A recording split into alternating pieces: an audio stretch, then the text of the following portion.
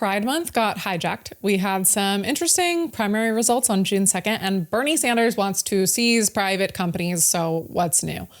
All that and more on DayeTime. I am your host, Avery Daye.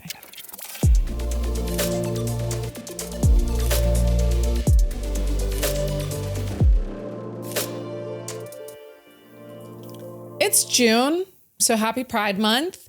If I were a regular guy, I'd be so insulted by the version of Pride that has been hijacked by the crazies, because I guess woke is not dead. It's actually alive and well, and the weirdos are doubling down on it. I went down the most fascinating rabbit hole the other day. Let me introduce you to the UNHCR, the UN Refugee Agency. Their handle is @refugees. They have 2.7 million followers on X, and the Dems eat up their propaganda for breakfast, lunch, and dinner. It's basically like two delusional besties telling each other exactly in the comments. It's hilarious. They do represent like the UN, which is incredibly embarrassing to everyone. I want to run through some of their posts for Pride Month. We will start with say no to homophobia, say no to biphobia, say no to transphobia, say no to intersex phobia, say no to discrimination, say no to persecution, say no to all the reasons LGBTQ plus people are forced to flee. The caption is, during Pride and every day, LGBTQ plus refugee rights are human rights, no exceptions, no compromise, no discrimination. Okay, what a great message. Why don't they tell it to all the countries that kill people for being trans, that don't have gay rights? Oh, wait, no, they support those countries and their governments. And then they post, seeking asylum is a human right. So in these posts, what's fascinating about this is there's actually acknowledgement that the LGBTQ XYZ people, they have to flee. That the culture in these countries, in many countries, is to not accept gay people. And it is so bad, the culture, that they cannot safely live there. Okay, so they seem to be advocating for gay people's safety, right? Everyone should have the freedom to be safe in their own country. Yeah. Well, then what's happening? Well, it's other ideologies outside of the West that don't agree. Not people in the West. So why are you preaching to the people in the West? Go share that message to the people in Palestine that you love so much. It's these cultures that these people are letting in, Islam and communism, that they're embracing, that believe this stuff. So why are you embracing it? And okay, so here's where it gets good. They post, seeking safety is a human right for everyone, everywhere. Solidarity with Afghanistan, DR Congo, Iran, Lebanon, Myanmar, Palestine, Sudan, Syria, Ukraine, Yemen. Protection and dignity for all displaced people everywhere. Okay, then why the fuck are you standing in solidarity with the countries that kill their citizens for being gay? The math is not mathing. Why is the UN supporting governments and countries that actually persecute people for being gay and kill them and use Sharia law as an excuse to do so? And it's not just a few random people in charge of these countries that enforce this. No, it's their culture. It's what they're taught from a young age. It's their norm. So if you want to stand in solidarity with the people, you stand against the governments. There's also 93 million people in Iran. You want them all to come to the West because it's a human right? How's that going to work? You thought through that one? No, of course not. The UNHCR is meant to promote and protect human rights. Okay, well, why did an estimated 30 members of UN staff partake in October 7th? The UN gives seats to China, Cuba, Venezuela, Russia, Iran, Iraq, Syria, Sudan. The list is long. And then those oppressive regimes get to vote against what the free countries do. The UN rewards terrorism, which does not help the people of the countries. It further oppresses them. The way in which these people justify their virtue signaling is level 10 retarded.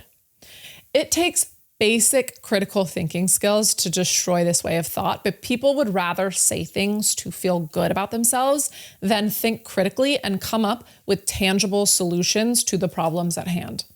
It feels better to just say, you stand with gay people being persecuted, instead of working through why they're being persecuted, which is almost always due to communism and Islamic ideologies.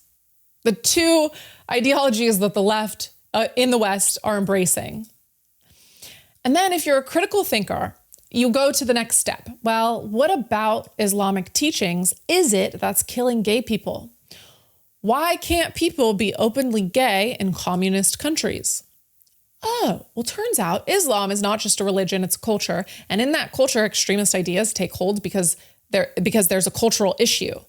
And the silent majority do not stand up and fight against the extremism because it's against their culture to do so. And then you have communism that's designed to oppress, and it takes power from the people and it hands it to a small group of individuals. The way it's structured is to reward power-hungry people, and power-hungry people are usually morally bankrupt. And then we put our critical thinking hat on again and say, well, there's hundreds of millions of people suffering under these ideologies. We cannot open up our countries in the West and let everyone in because of obvious reasons. If that needs to be explained to you, I don't think I can help you. But clearly there's a major cultural difference as the people have tolerated and allowed for these radical ideas to lead their cultures. Whereas we in the West have not allowed for that to happen. We built our norms, we built our culture. We fought and died for it. So then it's, okay, how can we empower others to change their cultures as well? A good start would be not supporting and siding with governments that oppress their people. And then you come back full circle and say, oh, this actually has nothing to do with supporting gay people or women or minority groups or whatever the Soros-funded flavor of the week is. And you realize that it's about people in the West wanting to virtue signal because they aren't smart enough to understand or think through the above, how and why we have the freedoms that we do. And then they march for terrorists and side with communists. It's a really incredible thing to watch. Speaking of communists, let's move on to LA's commie in charge, Karen Bass. Yesterday, June 2nd, we had another round of primaries. We had California, Iowa, Montana, New Jersey, New Mexico, and South Dakota. These races set up nominees for the November 2026 midterms. We're going to focus on the major ones in the headlines, which is California and New Jersey. So for the gubernatorial race in California, Trump endorsed Steve Hilton, is leading 28%, followed by Xavier Becerra, Democrat, and Tom Steyer. We won't get full results until early July. Now for LA mayor, the one everyone's talking about, incumbent Karen Bass advanced to a November runoff. So far, she's received about 35% in early counts. She will likely be facing Spencer Pratt, and then Rahman is in third from what's come in so far. No candidate hit 50%, so a runoff is required. The turnout wasn't great, but more is expected in November. So if you're in LA, go vote for Spencer Pratt in November. Here is Spencer Pratt after the polls closed. Tonight. Well, obviously God wanted 5 more months of me exposing all the failures of our mayor. So it's going to be a fun ride. I hope she's ready. Are you ready? I mean, I was born for this, clearly. I was born for this, clearly. He's so iconic. Yes, God did want another 5 months of this. Spencer Pratt is the most effective politician we have seen since Trump. And you know why it works? Because it's true. He is not selling lies. He's not playing politics. He didn't go out looking to be a career politician like Karen Bass. He's just so fed up with the failures affecting people's everyday lives that he's like, someone needs to step in. Might as well be me, because he lost his home. He lost everything he owns. It burned down. It burned down to the ground as a result of Democratic policies, failures. Karen Bass is a big, fat, loser, failure communist. And I've seen a lot of idiotic comments from celebrities saying Spencer doesn't have any experience like this one from Lisa Rinna. It's a tough watch. Very political. I am. That's true. So who should be the next mayor of LA? That is a good question. That's why I'm asking you. I am going to say, I don't know yet. Not a reality star, though. I'm sorry. I love him, but we've already done that. We're not going to do that again. Do you think there's a good chance that he will be the next mayor of LA? It could be. I mean, he's got power behind him, it seems, but I don't know. Why are so many Hollywood people on the west side into Spencer Pratt being mayor? You got me. Because listen, I'm a reality person. You wouldn't want me as mayor. No. Really? I mean, let's just face it. I love him. I think he's amazing. I just think we did that. Let's have somebody that's already been mayor. The mayor of San Jose. Or whoever. I don't even know. No, that would be for governor. Governor. No, I like him. This is why she should not run for office. Exactly. I like him for governor. Who? The mayor of San Oh. Jose. Stay in your lane. The reason we don't want you for mayor has nothing to do with the fact you're a reality star. It has to do with the fact you're that. You do not have to be a genius to understand that someone with no political experience is better than someone who campaigned for a communist regime like Karen Bass did for Castro. What kind of experience are you looking for? If it's experience in destruction and suffering, Karen Bass is your girl. Do you want experience increasing the homeless population? Then vote Democrat. Do you want more shit and needles in your streets? Vote Karen. You want your city to burn again? Karen Bass. But maybe, if you're smart, you might put your ego aside and realize this democratic government is so deeply broken, it wouldn't hurt to try something else. Oh, but Spencer Pratt is MAGA. Oh, so scary. So scary. Stop demonizing half the people in this country and start consuming real news. You might become a Republican. Because democratic policies are failures over and over and over again. Or vote for the communist and watch LA get worse. Don't say I didn't warn you. The other election that's catching headlines is from New Jersey. Adam Hamowy, whatever, is an Egyptian-American Muslim who won the Democratic primary for New Jersey's 12th congressional district. He is favored to win and become New Jersey's first Muslim mayor of Congress. Great. Well, why is that a problem? Because in the 90s, Adam was good friends with this guy named Omar Abdel Rahman, who was convicted of seditious conspiracy and inspired plots, including the World Trade Center bombing.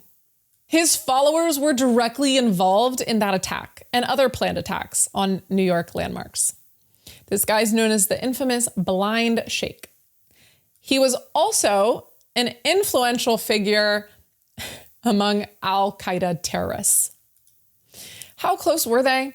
Adam traveled with Omar the terrorist on a 13-hour drive to a conference in Michigan, where the Sheikh spoke of, quote, conquering the land of the infidels. So I guess it's working. It's working. He just got elected to Congress. He also provided translation, or is going to get elected to Congress. He also provided translation help and attended events and sermons of this guy. He testified as a defense witness at Rahman's 1995 federal trial in Manhattan. His testimony reportedly undercut a key government informant, Ahmad Salem. Hamowy says that at the time he viewed the Sheikh as a respected blind elderly community figure needing assistance, and that he acted out of civic duty. Any criticism he now gets of this and his relationship to him, he dismisses as Islamophobia.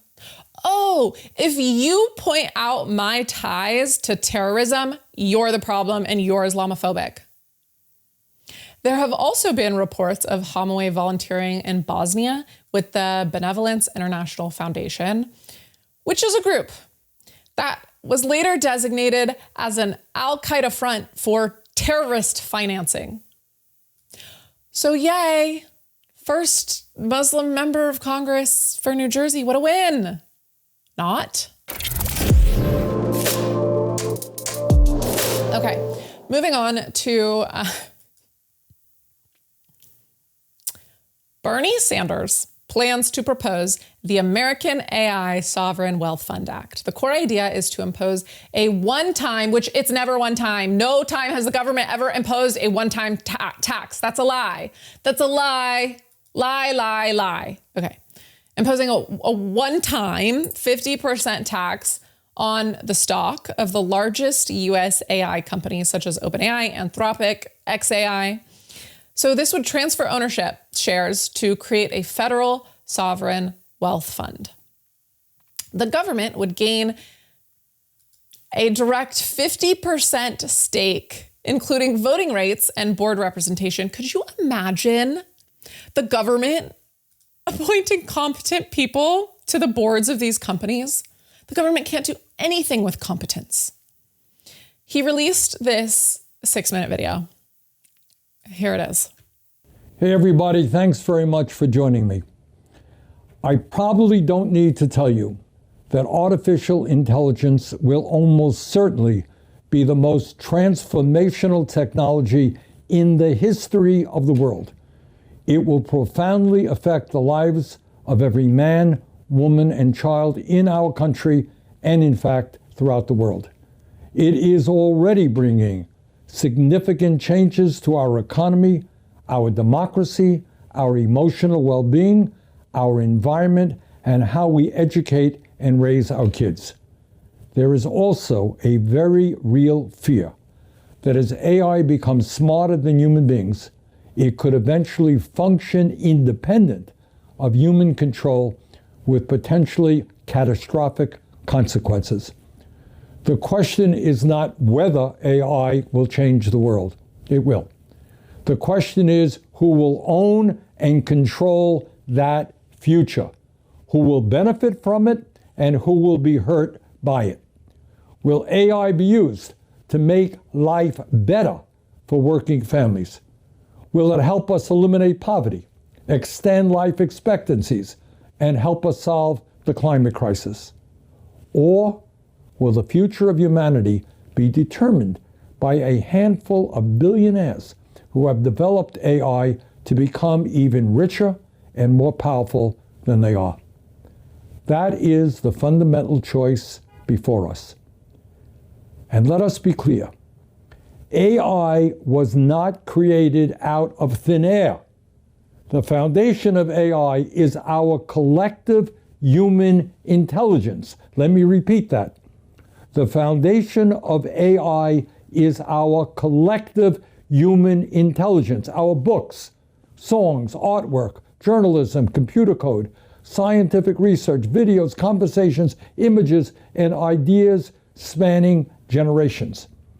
As Sam Altman himself acknowledged, AI models were trained on our, quote, collective experience, knowledge, and learnings of humanity, end quote.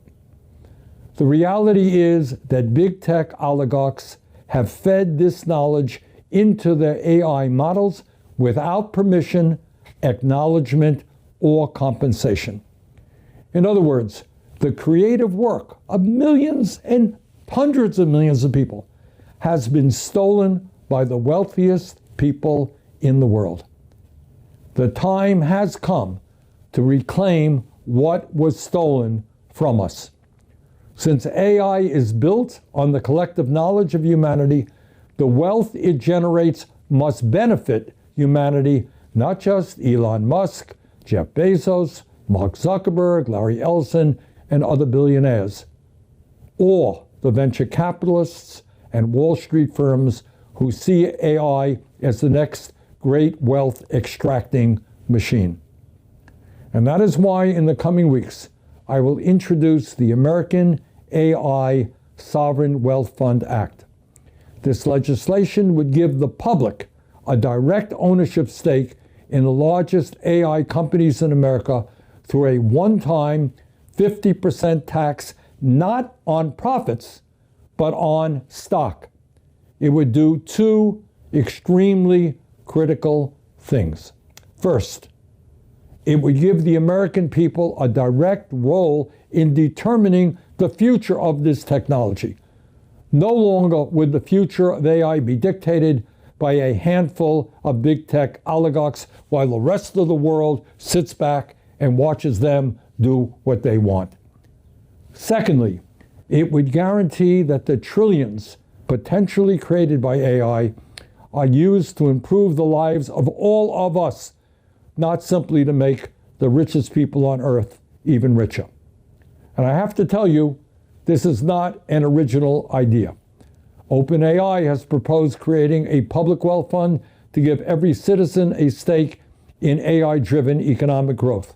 Anthropic has proposed national sovereign wealth funds with stakes in AI. Elon Musk has said direct federal payments are the best response to AI-driven unemployment. Over 100 sovereign wealth funds already exist worldwide. Norway used its oil wealth to create a $2 trillion public fund.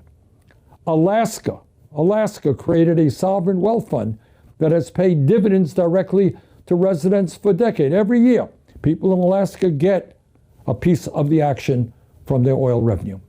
Even President Trump has proposed establishing a United States sovereign wealth fund.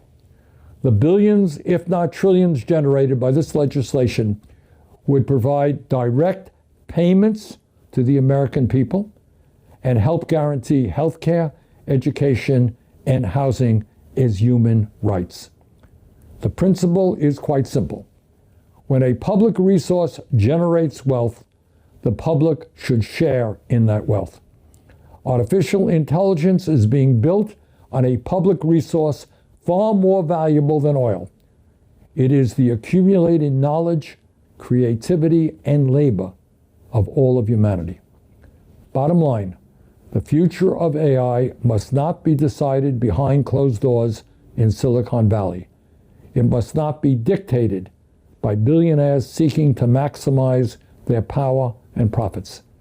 It must be decided by workers, parents, teachers, artists, scientists, communities, and the American people. It is our future. We must decide it. Let's get it done. Thank you very much. Oh, that's rich coming from a guy who's never built anything. This is theft, by the way. Government seizure of private property. You don't get to retroactively declare that society owns half because the output is valuable. That's the logic of every failed socialist experiment. Punish success after the fact. And yeah, let's follow the old guy who's been a lifelong redistribution leech and say, yeah, seize the means of production. That's a great idea. Said no one who understands how the world actually works ever. People will fall for it though. Idiots will turn towards this idea of democratic socialism because there will be societal changes that happen quickly as a result of AI and robotics. But if we embrace productivity instead of redistribution, we can have abundance. We can have universal high income. But if we go with Bernie's plan, why would anyone pour billions into risky research and development if Washington can just take half your equity later? That kills incentives. Investors flee. Talent goes elsewhere. People have options. The US leads because we reward builders, not takers. And Bernie Sanders' plan flips that. Makers create, politicians extract. That is a recipe for poor.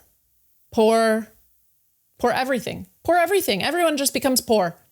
Quality of life decreases. Like, it's just bad for everybody. We want to prioritize productivity and embrace the productivity changes with AI. Also, why would we give the government more money? They can't balance a budget, pass an audit, has 36 trillion in debt and counting, wastes trillions on inefficiency. A public fund just gives governments more money to mismanage and waste and send overseas and do all the dumb things that they do with our money. It's a dumb idea. I like this post by Daniel Priestley on X. He writes, under capitalism, socialists are free to build socialism. Under socialism, capitalists aren't free to build anything. Nothing stops a group of socialists pooling their money, forming a company, and splitting every wage and every profound profit perfectly, equally, or to donate all the profit to the government. It's legal. It's easy. Owning the means of production is as simple as setting up a company.